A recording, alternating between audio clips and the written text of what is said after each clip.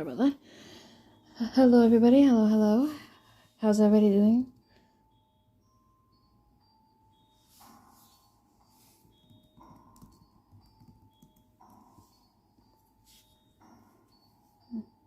Charlotte, I saw you join a bit. How you doing?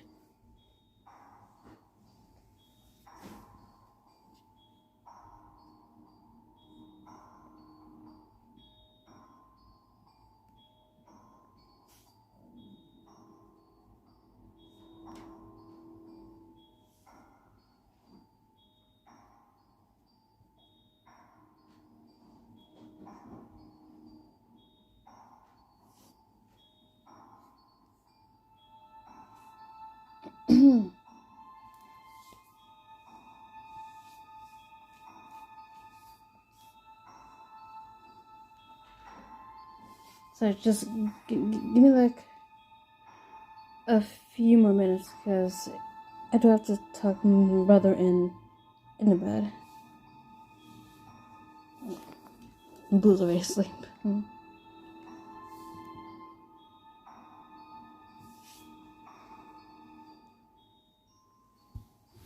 And I know provided this song is not really the right atmosphere for this, but I don't know.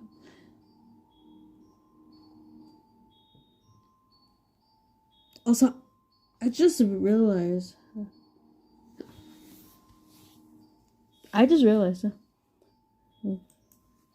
How come like on Discord, my what's it called?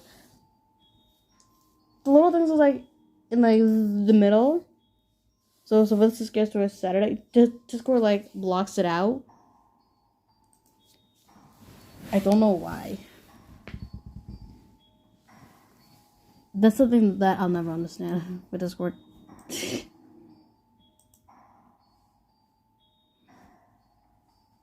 But like I said, I will be right back so I can tuck my brother into bed.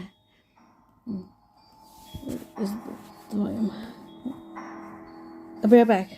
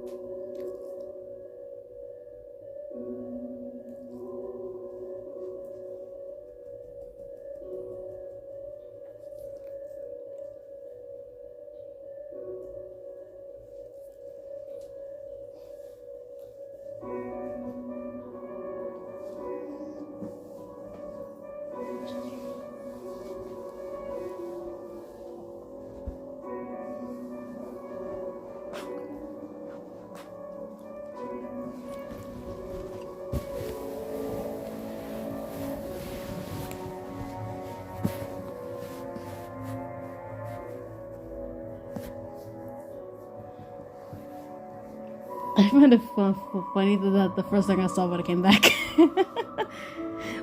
Welcome in case. But yes, there is spoopy music.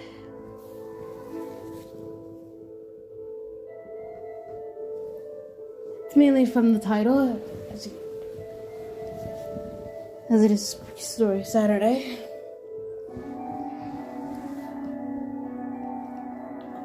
Also, there is a trigger warning in the title.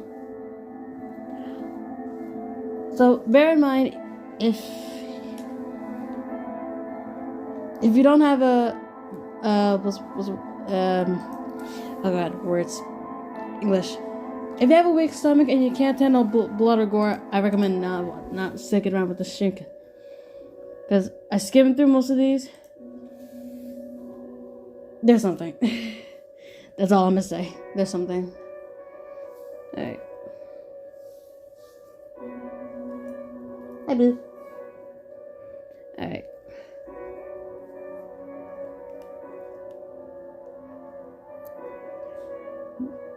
Sorry, I'm trying not to laugh. Okay. Strange dream last night. April 18th, 2024. I'll make this short because that's how I remember it. I was in a classroom with my college classmate, but my 4th grade teacher was the head of the class.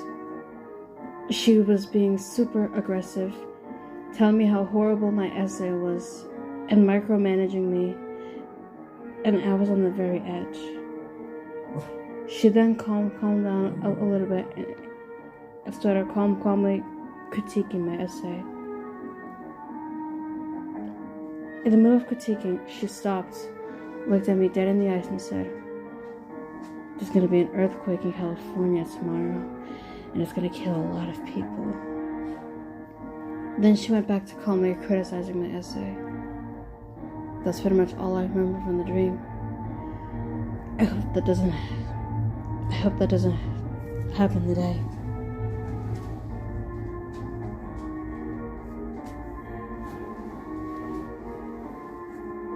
Okay, I'll give it that it's short. I'll give it the fact that the author said it was gonna be short because that's how they remembered it.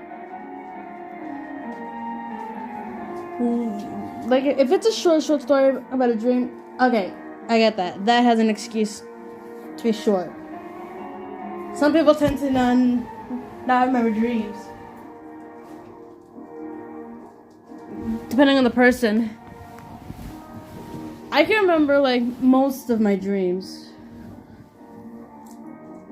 But the only reason why is because most of them are nightmares, and I remember things a lot easier if I'm scared. I don't know why.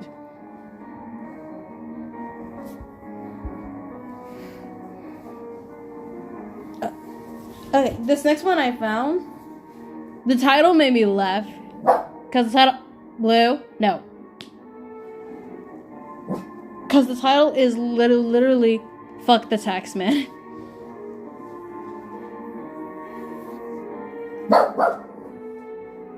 I found that extremely funny. Blue! Eh! No. No. No barking. No. No.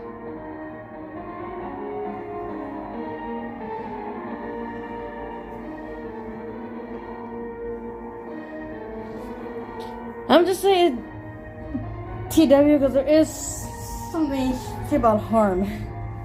Okay. Fuck the taxman. And fuck all the taxmen. And to get back at them, I have become a taxman. Now I'll be harming myself as a way to get back at the tax. Oh, bro. Okay, okay. I thought it was something else. Okay, never mind. Before when I attacked the other taxmen, I got into trouble and I was thrown into jail. Now, as I've become a taxman, sorry, Blue, if I become a taxman myself, I will attack myself as a way to get back at the system that enslaves us. People are so excited at me becoming the taxman, and they know I will do them justice for all the taxes that they have, for all the taxes that they have paid throughout the years. Okay, never mind. Okay. Never mind with the first one I said. Okay, it's exactly what I thought it was. Okay. I first chopped my finger off as a way to get back at the tax system, and I was thrilled. I went outside and showed everyone my severed finger, and they rejoiced with me. Even the children cheered me in my honor for getting back at the taxman. Every bit of blood that was pouring at me was an attack of the taxman, and it was my honor to do that. I threw away the finger, and I had to think of another way to get back at the taxman. I then got a lot of people around to kick to kick the crap out of me as a way of getting back at the taxman. I found these guys and I couldn't wait. They started to beat the crap out of me, and everyone was cheering because seeing the taxman getting beat up is a good thing. They were realizing years of frustration and anger at paying taxes, but the gang didn't want to beat me up anymore. I shouted at them for stopping, and I started bullying them for not beating me up. Everyone started shouting at them.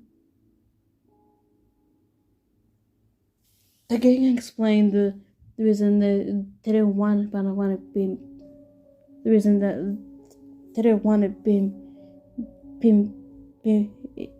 beat me up was because they receive benefits which come from tax. I was disgusted with them as they have a good lowercase. I was disgusted with them as they were kind of glad that a taxman like me exists in life, and I threatened their lives that if they didn't start beating me up, they were gonna get beaten up. They then started beating me up, and it was a glorious way to get back at the taxman. I then shot myself in the chest as another way to get back at the taxman, and everyone loved it. They loved seeing the person that took some of their money getting shot, and I'm glad that I became a taxman to get back at the taxman. What else do you want me to do? Jesus the fuck.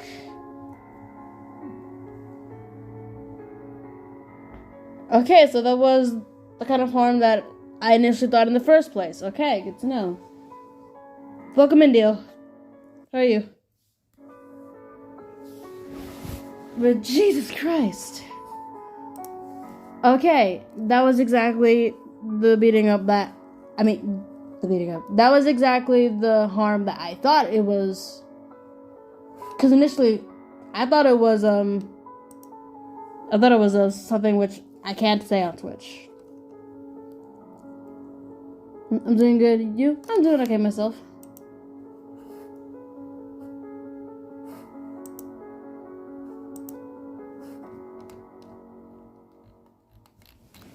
Yeah, a lot of these are long ones. As I went through the Reddit, I saw like a lot of them, and majority of them are long ones. At least they're not short ones. Or like too short. To the point where they're not enjoyable.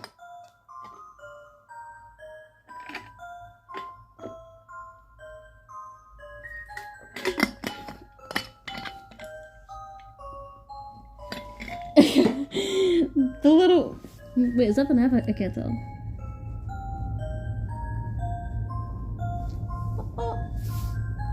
Oh, that's Foxy! I was literally about to say, yo, is that FNAF? It is FNAF. Oh, that's Captain Matt emote. Nice. But to be fair, it does give off, the music does give off FNAF vibes, so yeah, I can see why he used it. Okay.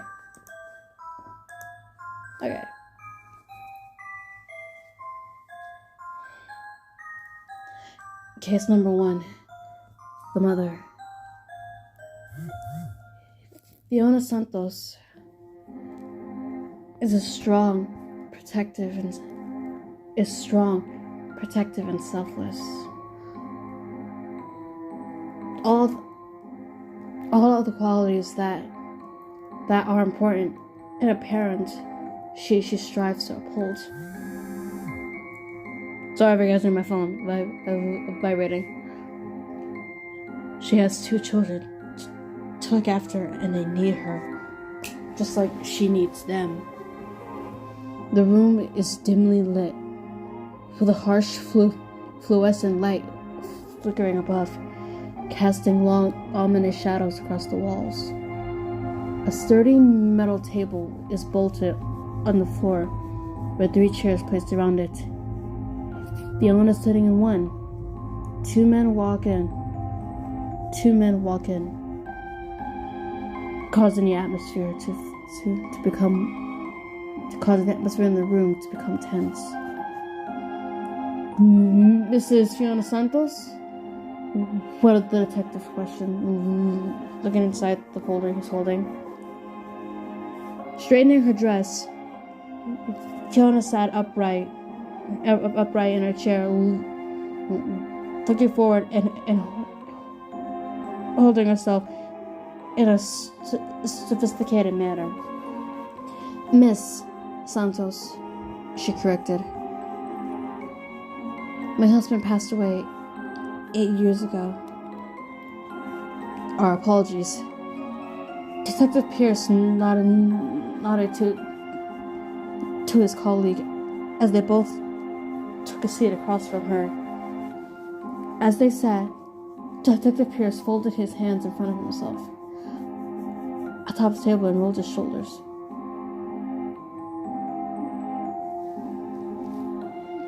Can you tell us again what happened to your children? Like I told the police and your associate here, my children and I were on our way to the park when it appeared out of nowhere. Fiona paused and exhaled slowly.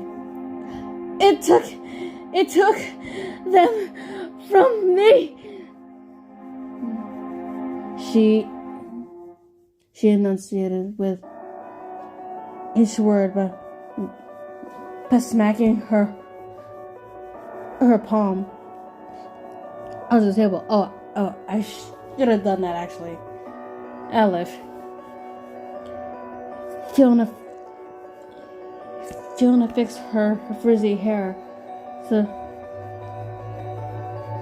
it was out of her eyes, then wiped her sweaty palms on her dress.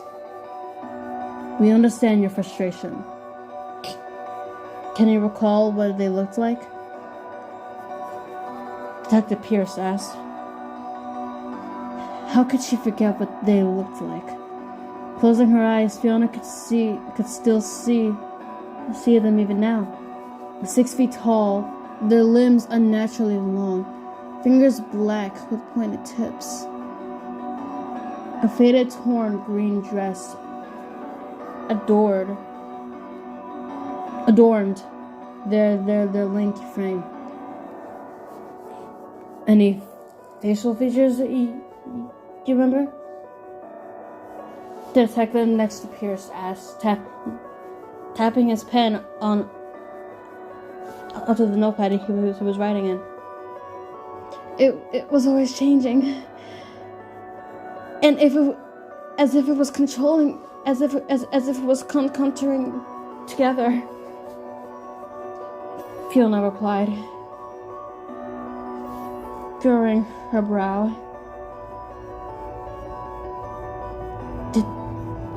Detective Pierce knew exactly what they were dealing with, and stood up from his seat.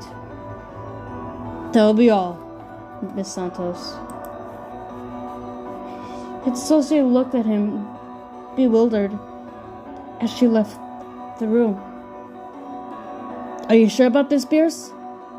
What if Miss Santos has something to do with... Hold on. What if Miss Santos has nothing to do with the children's disappearance? Morrison. Have you ever heard of the entity called the Mother? An entity called the Mother. An entity called Mother. The mother takes children away, and they never come back. Her appearance was in the 1800s, when all the children from a local orphanage went missing.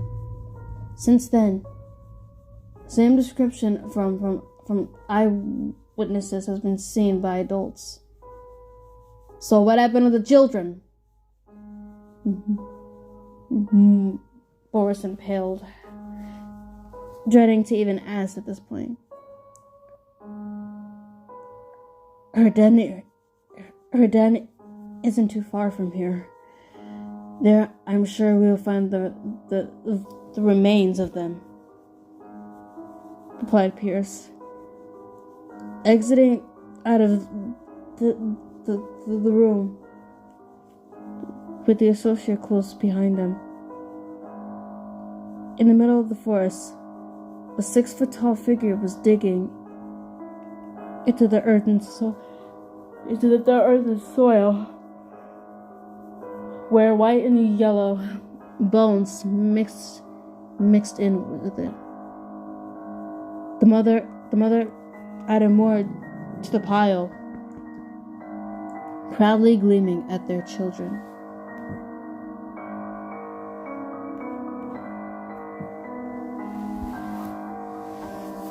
That kind of reminds me of a creepy story of what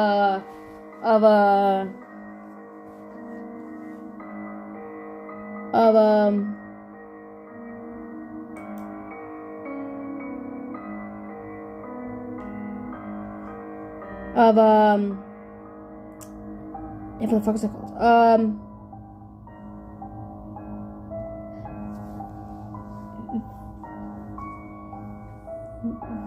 Fiona, La Llorona something. Oh, by the way, before I continue, I forgot to say this like at the beginning of the stream. Matt was actually nice enough to help me out with the auto mod.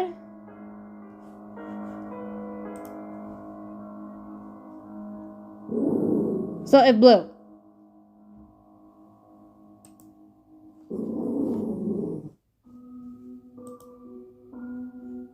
So sorry in advance if you say something which you don't mean to say. Just keep in mind that the auto mod is on.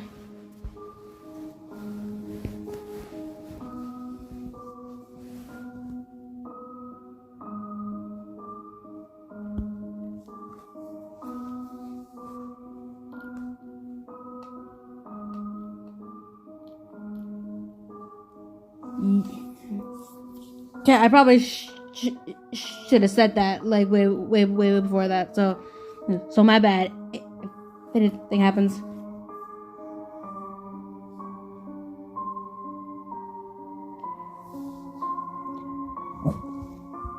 At least we know that the auto model works.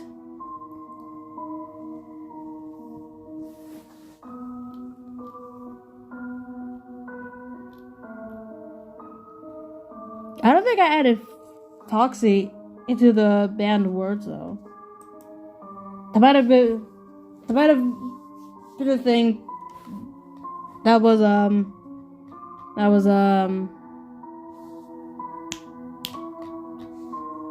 default.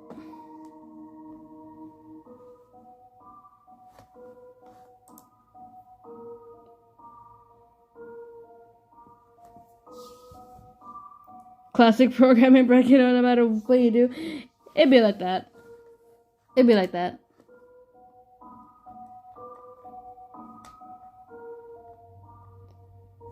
It'd be like that.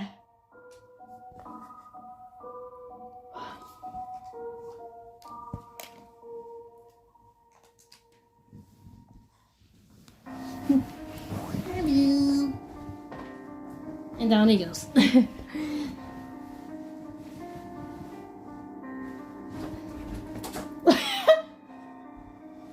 Oh, Blue. Here you go. This one. This one. This one. Yeah. Alright.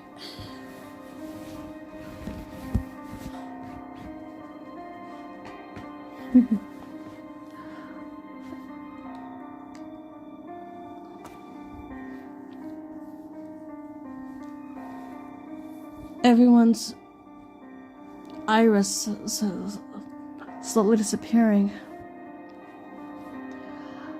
I must say, you have such pretty eyes. A girl on the seat next to me said. Quite out of context, really. For the small talk I'm used to.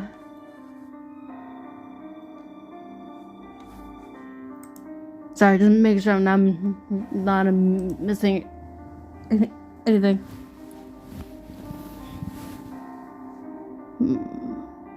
My friends and family were always fascinated by my very bright blue eyes. This compliment was nothing new to me. Although this was the first time I heard it coming from a stranger. I wanted to thank her, but was flattered to the point I forgot I was chewing on that cheap airport food. Our conversation followed Our conversation followed flirtatious, and while it might sound cliche, this woman was the most beautiful I've ever seen. Wait, so is this a man or a woman? I can't tell. Is this a man or a woman? I don't want to assume. Say?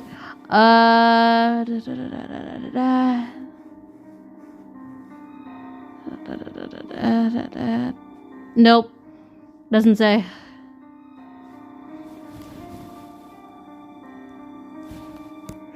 They say something.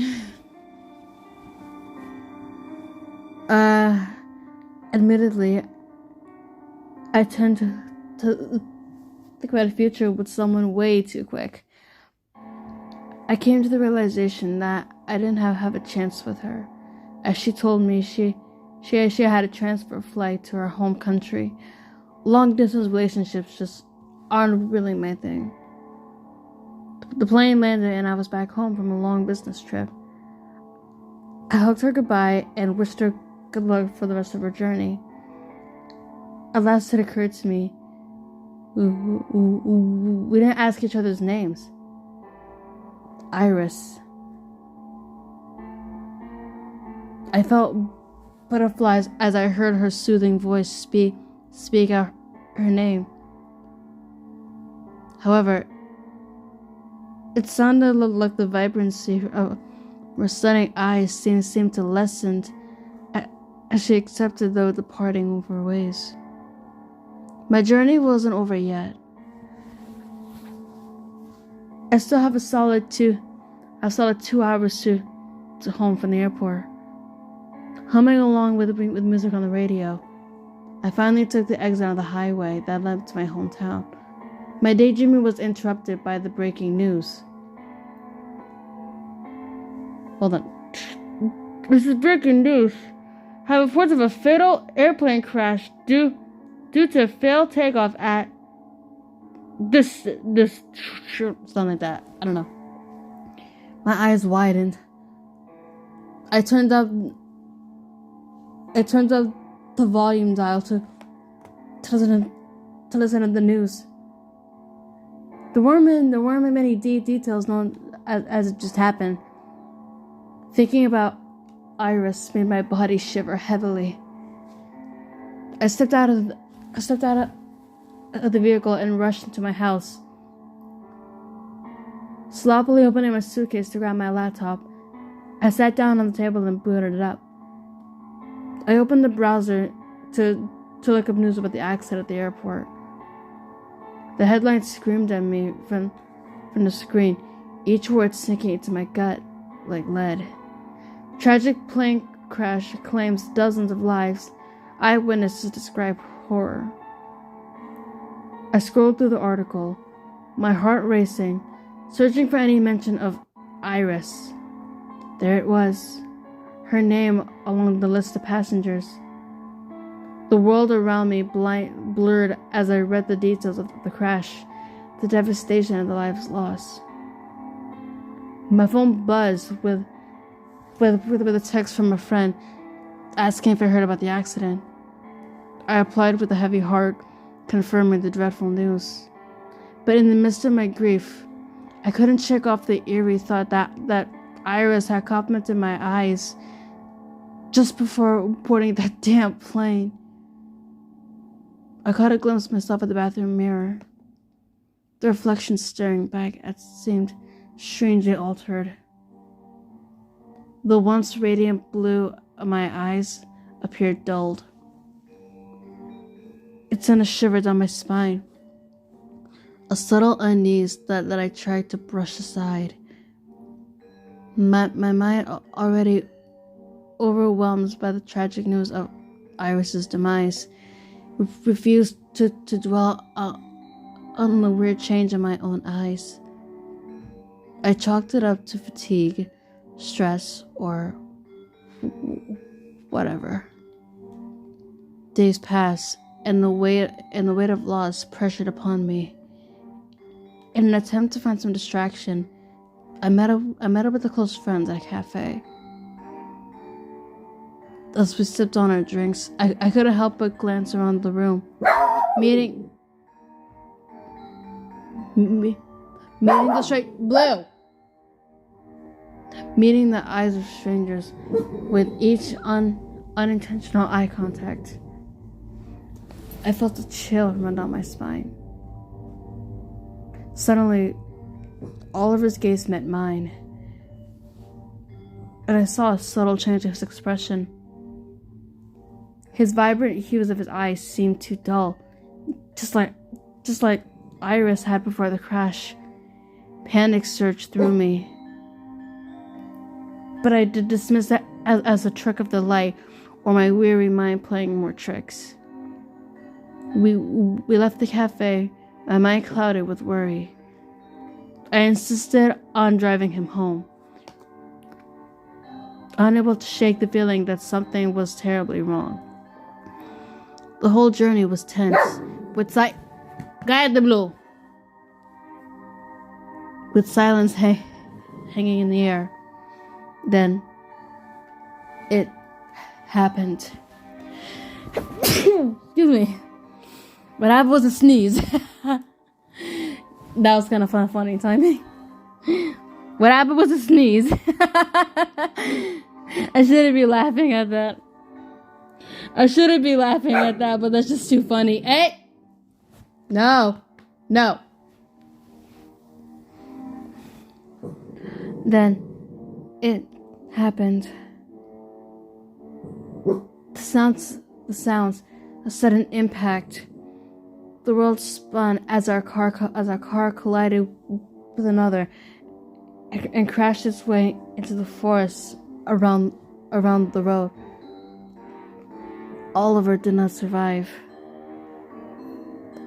I sat there, dazed and broken, staring at my friend's lifeless body. As I looked into his now vacant eyes, a sinking realization gripped me.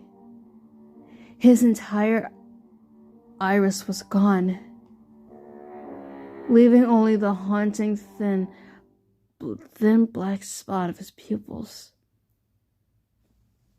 The same unnerving void in Iris's eyes before it all happened.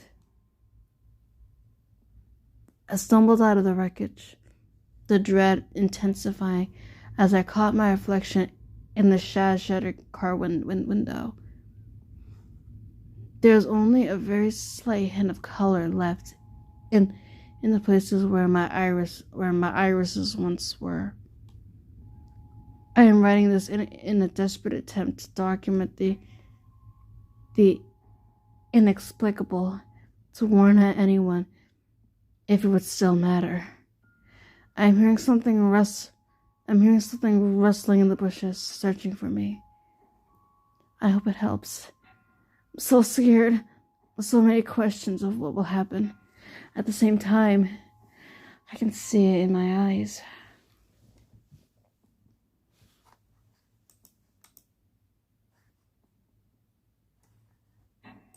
That was creepy. That was creepy. Goddamn.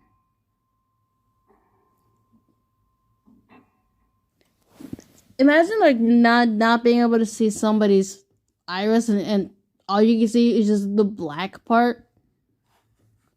That's fucking terrifying. Oh my god. Even just thinking about it.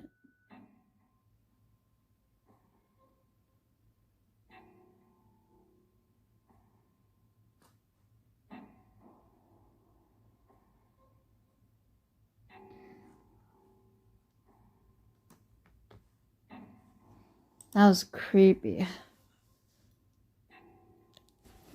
How dilated do your eyes need to go? If there to be pupils? I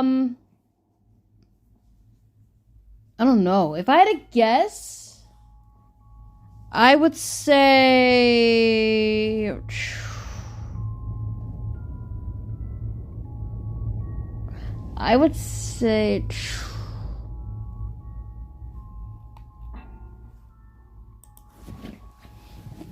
oh, because like the black part of the eyes is like small. It's like, wait, let me look it up. I don't know.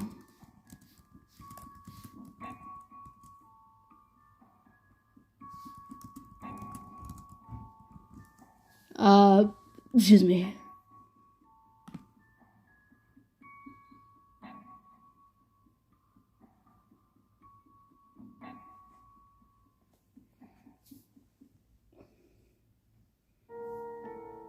Or the pupil, yeah.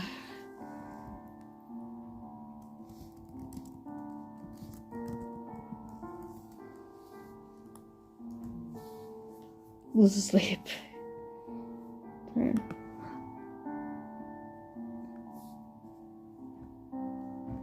Oh, the size of like a normal pupil is 2 to 4 millimeters, which is very small. The iris is like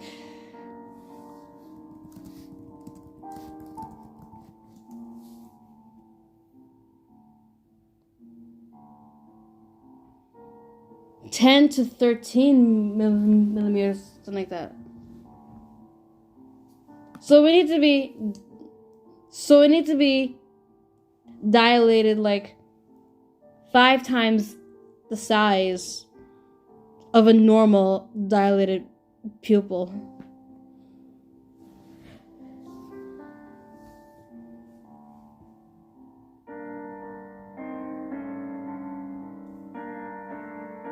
5 times the size. Just to get it. Oh my god, that's creepy.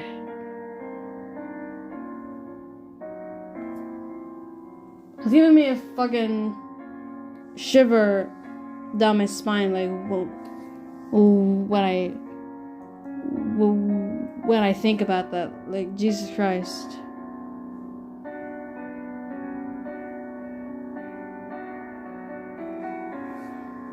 Hold on. Give me 1 quick second. Where my AirPods? Hold on. Give me 1 quick second, chat.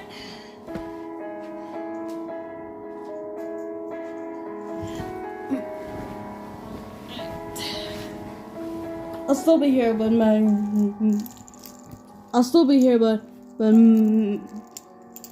daughter sent me a audio to listen to.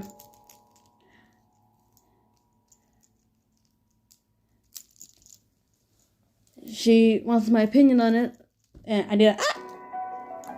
Let me pause the music for a second, so. Cause it's all like, stop it. And I'll rewind like a bit. That was an ad. I'll rewind like a bit.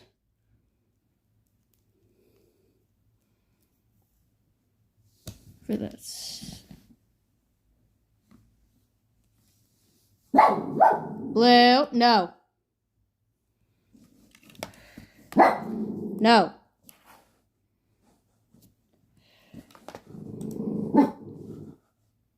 Alright, let's hear this.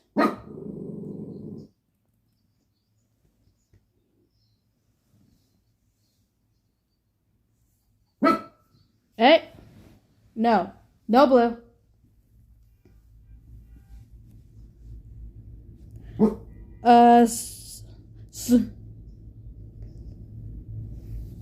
So we need to be dilated up to 8 to 11 millimeters. That seems impossible. It does sound impossible. It does sound impossible. But then again, most stores are like fiction. So there is no exact way to like pinpoint, like, I mean, if you shine a bright light in front of your pupils, that tends to dilate to like 4 to 8 millimeters.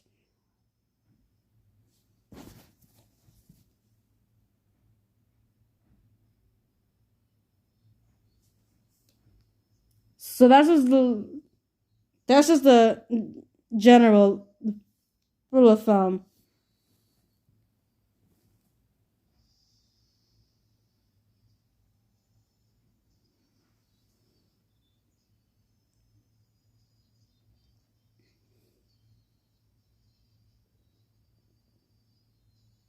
Is this the epic version I sent her?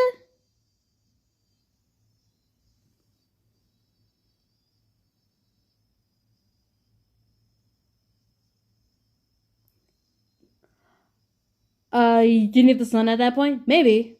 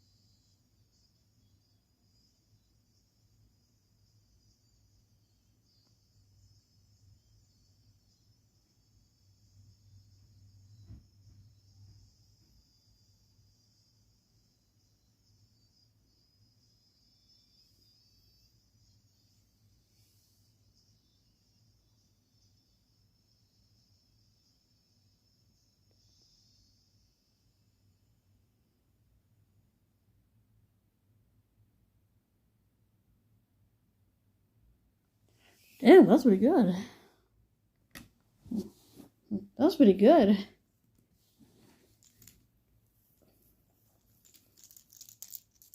But yeah, you wouldn't need the sun if you're gonna see if your pupils can dilate like 5 times as big.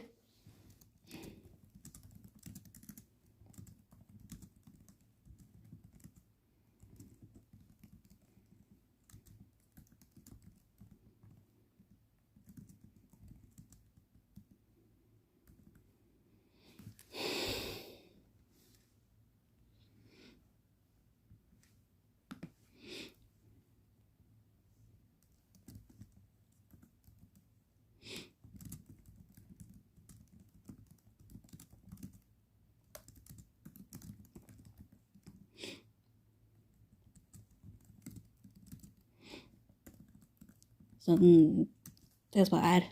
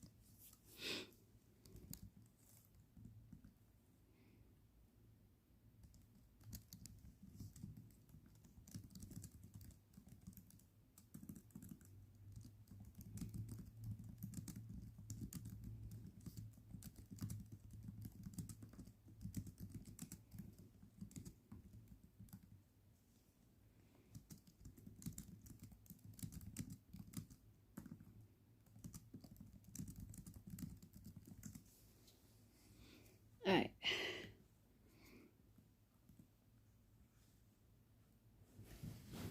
Just had to give opinions to my child who is doing a cover. Not sure when it'll be posted. Mostly, I have a feeling it'll most likely be posted like either tomorrow or sometime in the week. I don't know. I don't know what her upload schedule is. I don't know what her upload schedule is. Excuse me.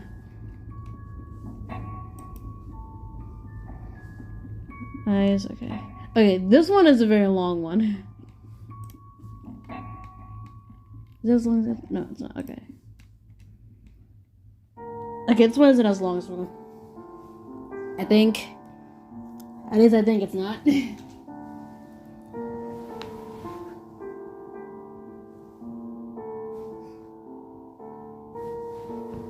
Okay. Okay. The music box.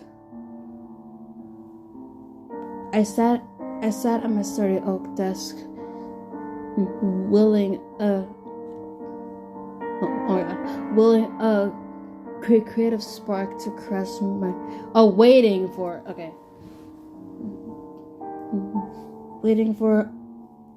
a creative spark to caress my brain. Without much luck, writer's block had encased me for over a week now, and its merciless hold. In my next book was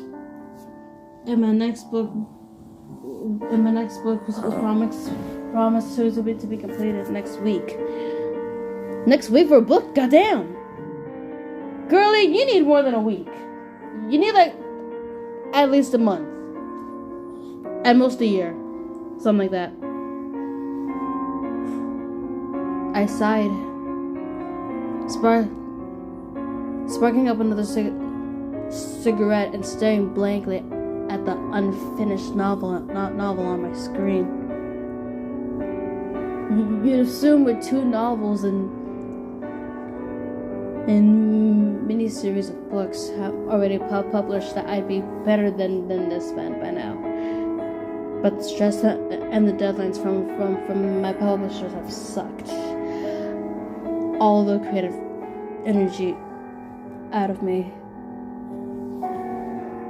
My self-loathing was interrupted by a soft knock at my apartment door. Forcing me out of my anxious void. I pulled myself off the leather chair and walked towards the door, expecting to be greeted by my roommate who'd forgotten his keys again. But instead, I opened the door to find nobody. I turned my head left and right, perplexed by the lack of presence. And am about to close the door when I noticed a small gift box on the floor. Ah, fan mail, I muttered to myself, almost mustering a smile. What's a failing artist without their petite clan of dedicated followers? I picked up the bag and retreated back inside. I peek inside the bag, willing to be something alcoholic, or at the bare least, not dog shit. A beige circular object peeked back at me. I reached in to inspect it, holding it up. It was a wooden carousel, decorated with jet black horses. Underneath it was a winding mechanism. A music box? How unusual, I thought to myself.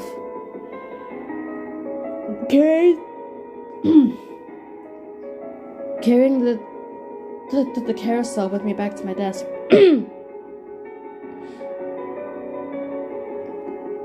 Well, let's see if its soft tune can ignite my mind. I began winding the bass, setting it down next to my laptop to hear an unfamiliar, distorted melody. I guess it's broken, I sigh. At least we have that in common. Hey, are you okay? I slowly opened my eyes. The light of the living room feeling like the sun.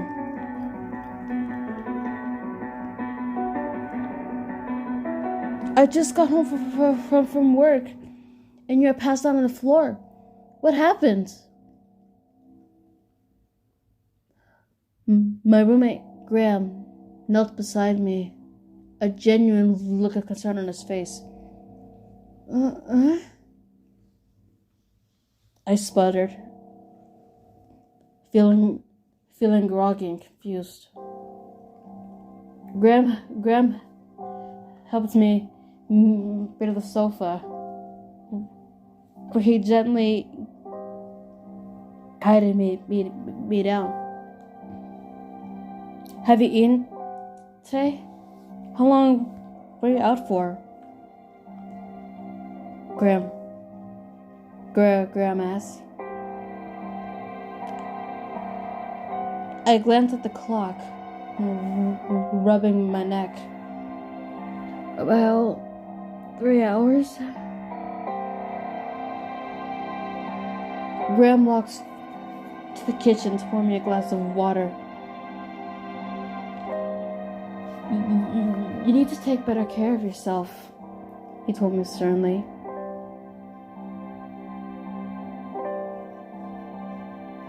You get yourself stressed out, and you don't eat or sleep. Oh wow, context of the cover. I mean, the audio. Context of the audio. I literally said that in the audio, unironically. But you don't eat or sleep. It's not good for you. Graham forbade me from using my laptop for the rest of the evening, insisting I instead have a bath while he prepares us dinner.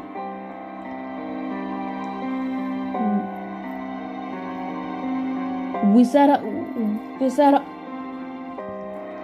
opposite of each other at our small dining room table, eating quietly.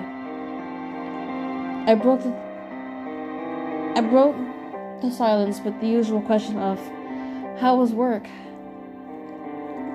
Graham sighed and pushed his pasta around his plate with his fork. It was shit. The boss was an asshole to me all day, and the customers were as horrible as ever.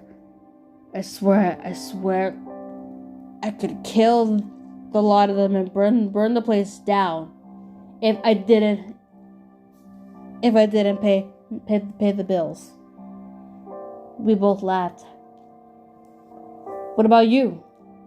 Surely something interesting happened to you, besides passing out for hours, Graham teased. I shrugged. I got some weird fan mail earlier. Well, I would assume it was from a fan anyways. It's that strange carousel music box on my desk. Fuck knows what it plays. Some warped sound or something. Might just be some broken thing someone didn't want. Bizarre, Graham replied as he finished eating. I went to bed not long after dinner, per Graham's instructions.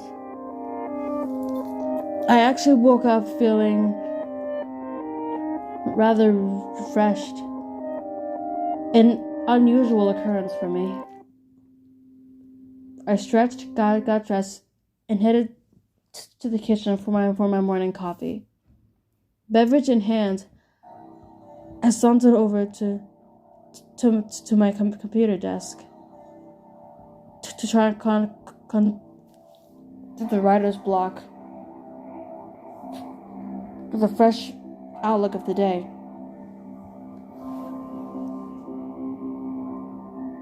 I see a small post. I see a small post-it note stuck to the corner of my desk and plug it from its position. Morning. I took the carousel thing to work to see if I could fix it on my break. Don't overdo it today. See you tonight. Hey. Now, I smile, placing the note back down and taking a moment to appreciate Graham. Oh wow! While my laptop booted up.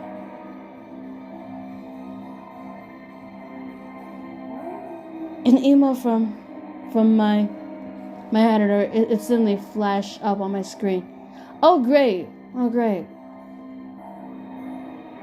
I muttered as I opened it. Is it gonna be on my case about getting this thing finished? My eyebrow raised as I began to scan the email. Wow, that's early for your deadlines. Nice work for getting it done on time. It's quite a bit, well, darker than your usual stuff. But I'm sure we can make work with some make it work with some editing, maybe. I don't really understand why you've gone down this route, but we can fix it. Just leave it with me and don't send any drafts to the publisher until we can figure this out, okay? What? I say out loud.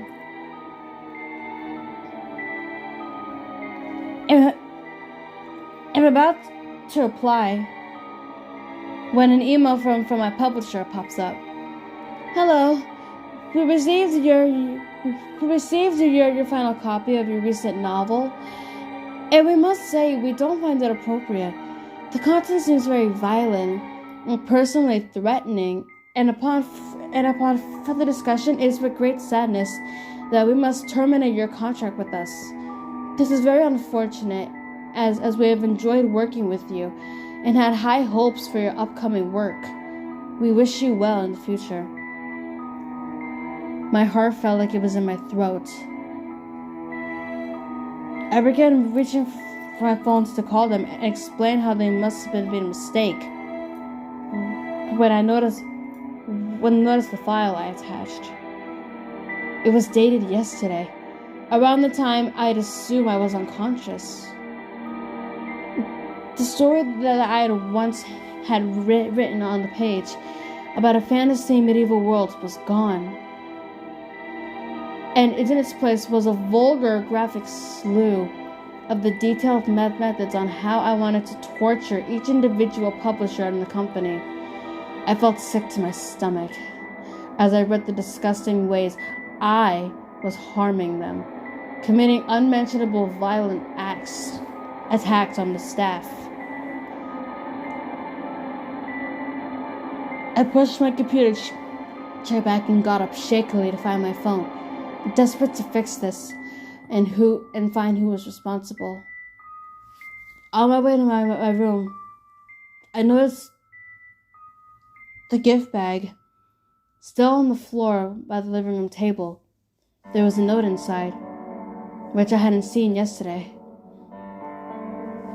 I reached it out. I reached and pulled it out, reading the handwritten note.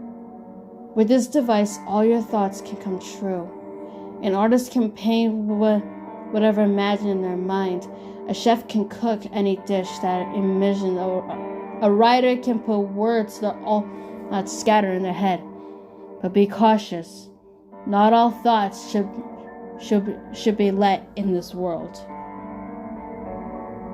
My eyes widened as I pieced together what this meant. I dropped the note and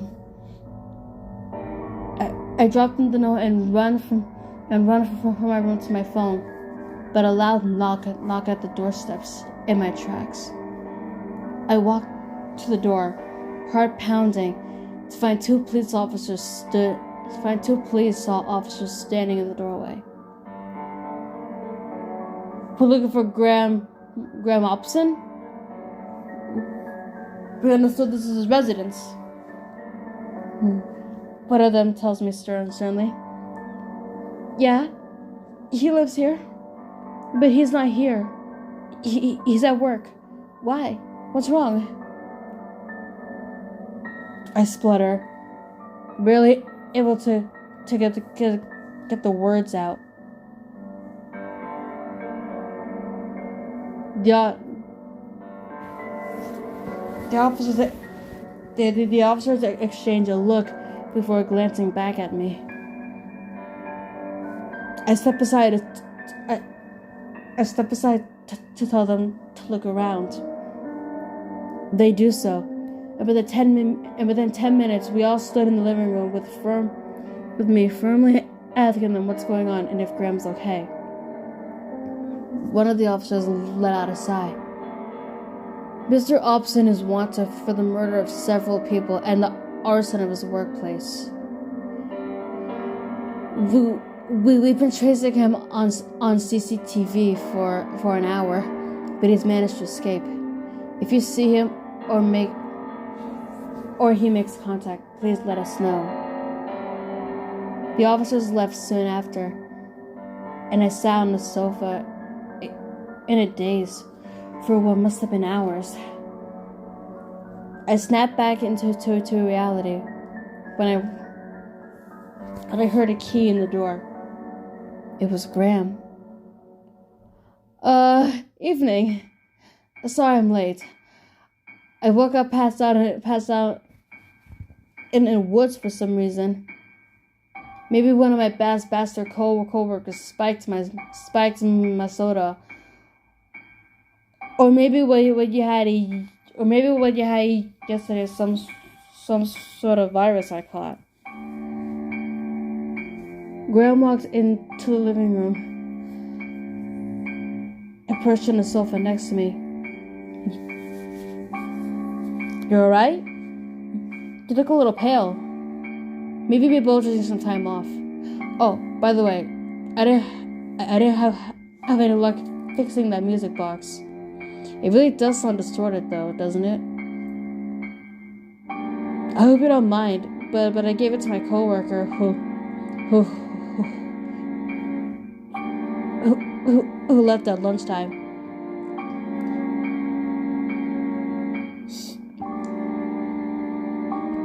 He's good with these sort of things, and he might get it working. Lucky bastard booked half the day off for his kid's birthday party. Anyways, shall we get takeout tonight? I'd kill for some fried chicken.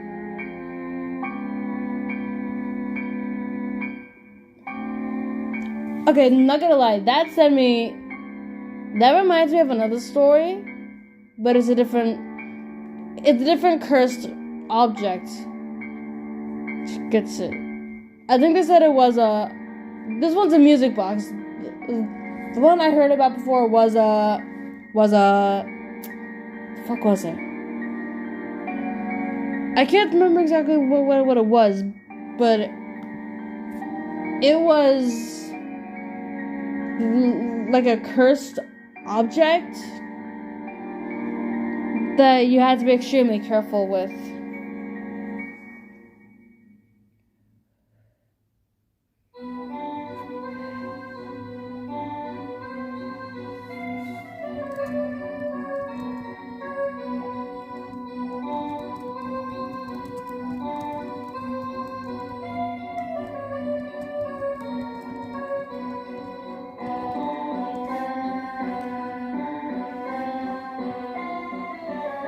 It is 11:21. I think we could do one more? Wait, actually, how long are the rest of these? Yeah, the rest of these are long. They probably take a little over an hour or something like that. Excuse me. I'm gonna actually call it here. Not the most amount of stories, but I did pick a lot of long ones. And I just go by realistically speaking with how I can read these. Because long ones take me like 20 minutes or so. Because of my stutter.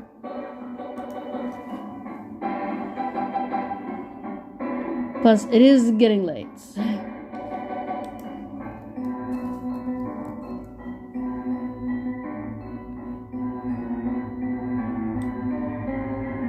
I really need to put him up for that. Wait, actually, hold on. Let me do that really quickly.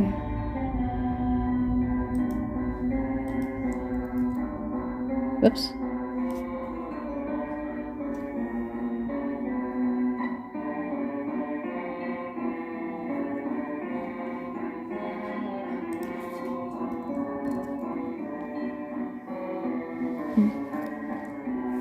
You did good? Thank you.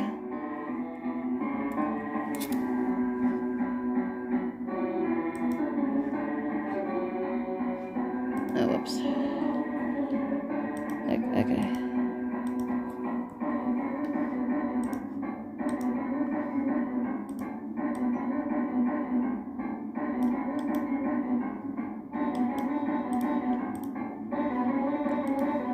Okay.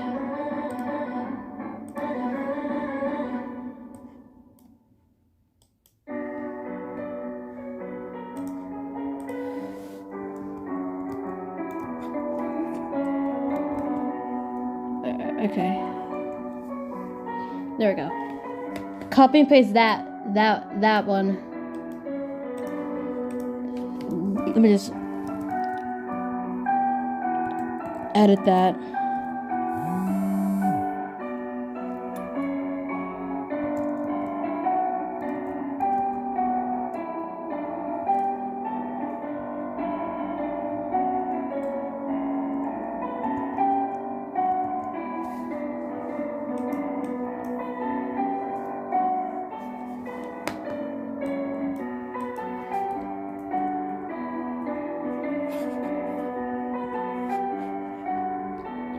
Oh, I just realized I did a lot. Whoops. I'll live. Okay. Oh, that's way too many. I just realized that's way too many. Not that many. It's like 1, 2. We try that again.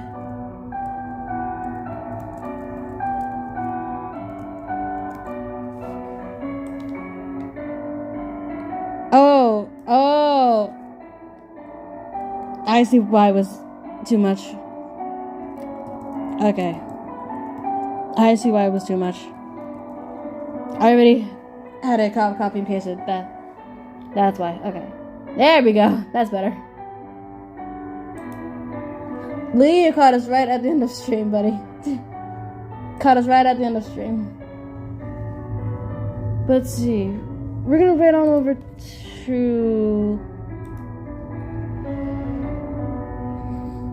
Demon Pishy, because why not? Pishy. I didn't say CC Blue. I said Pishy. Kiripaturi. Sorry, my dog is right next to me. Okay, let me just. We're halfway to go. Okay. Pause the music. There we go. Okay. We are gonna raid on over to Pishy. Raid. B. I was gonna spell it wrong, I think. Okay, PIS. Bye. Okay, got it. There we go.